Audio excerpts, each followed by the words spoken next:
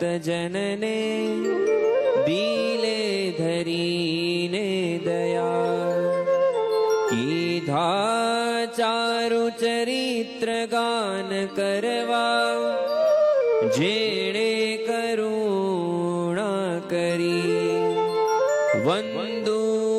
મંગળ મૂર્તિ ઉરધરી સર્વોપરી શ્રી હરિ જન્મ્યા કૌશળ દેશ વેશ બટુનો લઈ તીર્થમાહી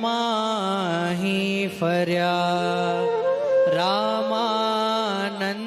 મળ્યા સધર્મ ચલવ્યો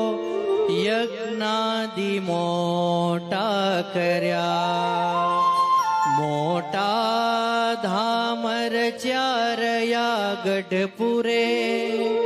બે દેશ ગાદી કરી અંતર્ધાન થયા લીલા હરિતણી સંક્ષેપમાં ઉચ્ચરી ત્વમેવ માતા ચ પિતા ત્વમેવ ત્વમેવ બંધુશ્ચ સખા ત્વમેવ ત્વમેવ વિદ્યા દ્રવિણં ત્વમેવ ત્વમેવ સર્વં મમ દેવ દેવ નિજાશ્રિતાનાં સકલાર્તિહંતા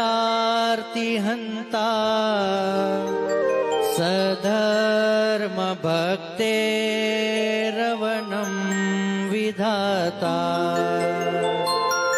દાતા સુખાનાં મનસેપ્સિતાનાં તનોતુ કૃષ્ણોખિલમંગલં નઃ કાયેન વાચા મનસેન્દ્રિયૈર્વા બુદ્ધ્યાત્મના વા પ્રકૃતેઃ સ્વભાવાत् કરોમિ યદ્યत् સકલં પરસ્મૈ નારાયણાયેતિ સમર્પયામિ.